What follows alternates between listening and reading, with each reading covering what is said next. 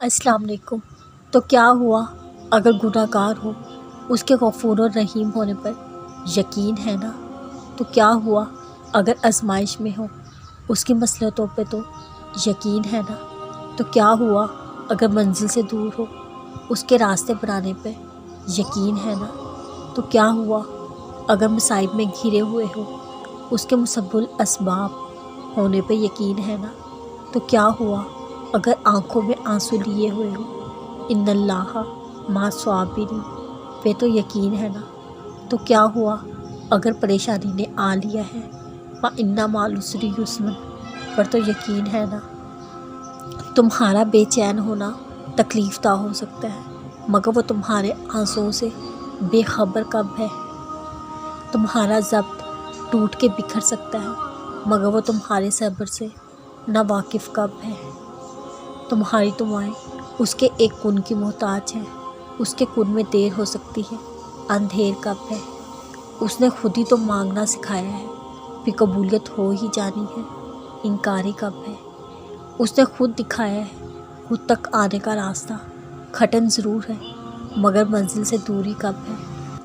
تم روز اس سے ملنے آؤ اور وہ روز تمہاری آواز سنے، وہ تمہیں ادھورا اس لیے چھوڑ دیتا ہے کہ تمہیں خود سے جوڑ کر تمہاری تکمیل کر سکے۔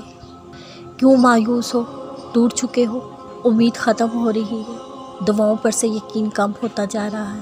کبھی یہ سوچا ہے اگر یہ آزمائش ہوئی اور تم ہار گئے تو کیا ہوگا؟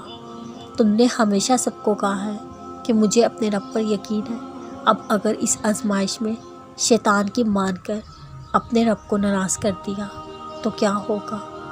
اس نے تمہیں توڑا ہے، وہ تمہارے کرچے ہوئے وجود کو سمیٹ کر خود سے قریب کر لے۔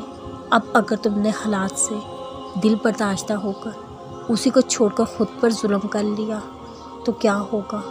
وہ تو 70 ماؤں سے بڑھ کر پیار کرتا ہے، اگر کچھ چھین لیا ہے تو کوئی تو مصلحت ہوگی نا۔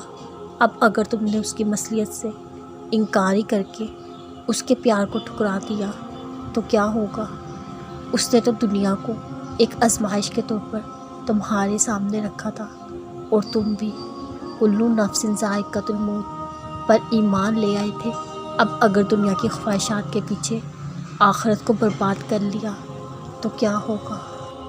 تمہارا دل سکون نہیں پا رہا، بے چینی ختم نہیں ہو رہی، دکھ میں ہو، غم میں ہو، تکلیف میں ہو تو خوش ہو جاؤ، یہی تو اس کی مصلحت ہے تمہیں خود سے قریب کرنے کی، یہی تو اس کی مصلحت ہے تمہیں خود سے دور نہ جانے کی۔